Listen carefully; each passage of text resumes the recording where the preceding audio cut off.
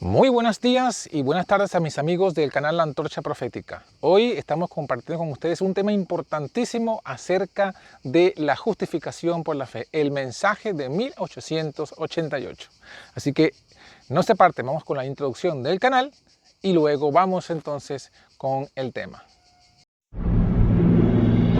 En un mundo lleno de confusión, violencia y maldad, hoy sí puedes tener luz en la oscuridad. Aún sí hay esperanza. Por eso te invitamos a escuchar La Antorcha Profética, donde recibirás la única y verdadera profecía ante este tiempo final. Entérate de lo que realmente debes hacer para salir victorioso sobre Babilonia, la bestia, su imagen y su marca. La Antorcha Profética. Porque en este tiempo de oscuridad somos bendecidos al poseer la palabra profética más segura, la antorcha que alumbra el lugar oscuro hasta que el día esclarezca y el lucero de la mañana salga en nuestros corazones. La Antorcha Profética, conducido por John García. Muy bien, estamos aquí nuevamente para compartir con ustedes el mensaje de 1888 resumido.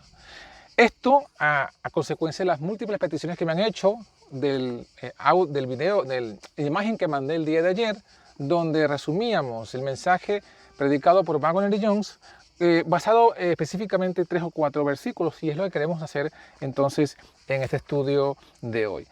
El mensaje comienza, vamos a hablar de este mensaje, leyendo el Evangelio de Mateo. Mateo capítulo 1, versículo 21, nos dice el significado del nombre de Jesús. Dice, parirá un hijo, Mateo 1, 21, llamará su nombre Jesús, porque él salvará al pueblo de sus pecados.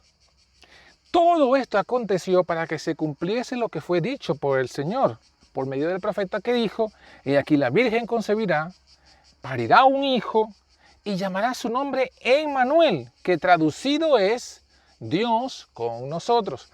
¿Qué encontramos? Que el nombre de Jesús, el nombre del Mesías, como Jesús, como Emmanuel, da el significado de su misión, de su carácter, de su propósito. Emmanuel, traducido es Dios con nosotros. Mateo lo tradujo el nombre para sus auditorios griego, que no leía, que no conocía las palabras hebreas, tradujo el nombre y le puso que la traducción significa Dios con nosotros.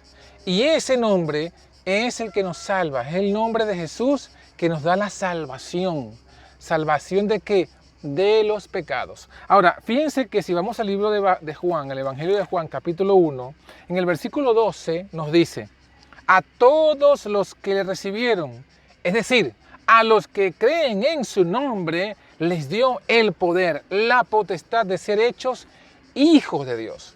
¿Esto qué significa? Que el poder de ser nosotros hijos de Dios, de dejar de ser hijos de ira, como venimos cuando nacemos, hijos de la muerte, hijos del pecado, a convertirnos en hijos de Dios, estriba en que creamos en su nombre. ¿Cuál nombre? El que acabamos de leer en Mateo 1, del 21 al 23, en que Jesús, Emmanuel, en que el Hijo de Dios, en que el Mesías se llama Jesús, Emmanuel, Salvador del pecado, porque es Dios con nosotros. ¿Y por qué es Dios con nosotros? Porque en el libro de Romanos nos explica su nombre. En Romanos capítulo 8, versículo 3 nos dice, lo que era imposible a la ley, por cuanto era débil por la carne, Dios enviando a su Hijo. Ahí lo vemos. Dios envió ¿a quién? A su Hijo. Entonces Jesús es Dios, porque es Hijo de Dios, porque fue engendrado de Dios, no solamente está hablando cuando nació en Belén con María, sino desde la eternidad. Como lo dice el libro de Miqueas, capítulo 5, versículo 2, cuando dice, tú Belén Efrata, pequeña para estar entre los millares de Israel, de ti me saldrá el que será Señor en Israel. Y su origen es desde el principio, desde los días de la eternidad. origen en la eternidad, Jesús, el Mesías. Y Proverbios 8 nos dice que Jehová me poseía en el principio de su camino, ya de antiguo, antes de sus obras. Eternamente tuve el principado, antes que fuesen las fuentes de las muchas aguas, yo era engendrada, dice Jesús, personificado en la sabiduría. Así que es Dios porque es el Hijo de Dios. Y Dios envió a su Hijo literal, pero lo envió, como dice Romanos 8:3, en semejanza de carne de pecado. Lo envió en carne de pecado. ¿Para qué? En nuestra propia carne, naturaleza. Pues es que es Dios, porque es Hijo de Dios, con nosotros, porque tomó nuestra carne, nuestra naturaleza pecaminosa. Y en esa carne, Él condenó al pecado en la carne. Condenó el pecado para que se quedara en la carne y no saliera de la carne a la mente. El pecado está en la carne. Es la concupiscencia. Cuando el pecado pasa de la carne y se alberga en la mente, cuando se concibe, dice Santiago que es cuando pecamos. Cuando somos atraídos y concebimos el pecado, ahí caímos en pecado. Entonces Jesús tenía el pecado en la carne, porque lo heredó, porque tomó carne de pecado, pero Él condenó el pecado a la carne, a que se quedara en la carne y no llegara a su mente. ¿Con qué propósito lo hizo eso? Y con esto vamos a terminar. El versículo 4 de Romanos 8 dice, para que la justicia de la ley se cumpla en nosotros. Para que la justicia que exige la ley se cumpla en nosotros. ¿Qué exige la ley? Una perfecta obediencia a ella. Esa es la justicia de la ley, que la obedezcamos perfectamente. Tanto desde que nacemos hasta que morimos. ¿Y cómo se cumple en nosotros la justicia de la ley si hemos pecado desde que nacemos? Bueno, simplemente porque Jesús, al vivir Él en nuestra carne y vivir una vida perfecta, Él puede perdonar nuestros pecados del pasado y darnos el poder para vencer los pecados del futuro. Limpiar nuestra mente de esa carne, de ese pecado que se ha albergado allí, y quedar una mente como la de Él, una mente pura, perfecta, que aunque teniendo carne o teniendo pecado en la carne, podamos vivir una vida de obediencia y de pecado y de santidad. Esto solo se cumple, como dice, se cumple en nosotros. ¿Cómo se cumple esa justicia de la ley en nosotros?